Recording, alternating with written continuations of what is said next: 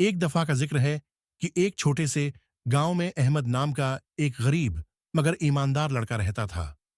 वो दियांतदारी और सच्चाई पर पख्ता यकीन रखता था।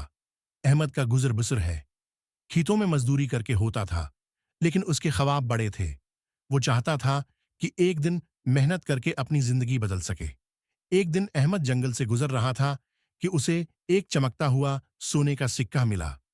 वो हैरान हुआ, लेकिन फौरन सोचा कि ये किसी का खोया हुआ हो सकता है। अहमद गांव वापस आया और चौराहे पर खड़े होकर बुलंद आवाज में ऐलान किया, क्या किसी का सोने का सिक्का खो गया है?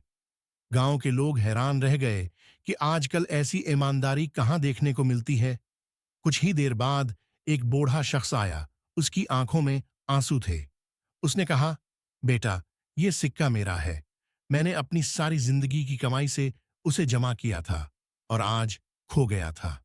अहमद ने बिला झिझक बूढ़े शख्स को वो सिक्का दे दिया। बूढ़े ने खुश होकर अहमद को दुआएं दी और कहा, बेटा, तुम्हारी ईमानदारी की कदर होनी चाहिए।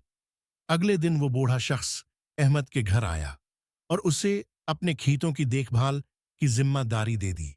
कुछ ही सालों में अहमद की ईमानदारी और मेहनत की वजह से वो खेत बहुत तरक्की कर गए और अहमद गांव के एक मुअज़्ज़िज़ शख्स बन गया।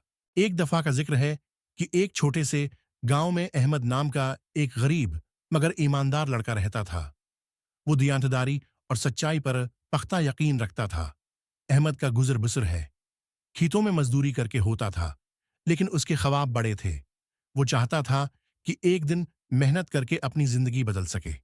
एक दिन अहमद जंगल से गुजर रहा था कि उसे एक चमकता हुआ सोने का सिक्का मिला। वो हैरान हुआ, लेकिन फौरन सोचा कि ये किसी का खोया हुआ हो सकता है। अहमद गांव वापस आया और चौराहे पर खड़े होकर बुलंद आवाज में ऐलान किया, क्या किसी का सोने का सिक्का खो गया है? गांव के लोग हैरान रह गए कि आजकल ऐसी ईमानदारी कहां देखने को मिलती है। कुछ ही देर बाद एक बूढ़ा शख्स आया। उसकी आंखों में आंसू थे।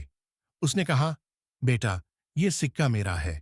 मैंने अपनी सारी जिंदगी की कमाई से उसे जमा किया था और आज खो गया था। अहमद ने बिला झिझक बूढ़े शख्स को वो सिक्का दे दिया। बूढ़े ने खुश होकर अहमद को दुआएं दी और कहा, बेटा, तुम्हारी ईमानदारी की कदर होनी चाहिए। अगले दिन वो बूढ़ा शख्स अहमद के घर आया और उसे अपने खेतों की देखभाल की जिम्मेदारी दे दी। कुछ ही सालों में अहमद की ईमानदारी और मेहनत की वजह से वो खेत बहुत तरक्की कर गए और अहमद गांव के एक मुअज़्ज़िज़ शख्स बन गया।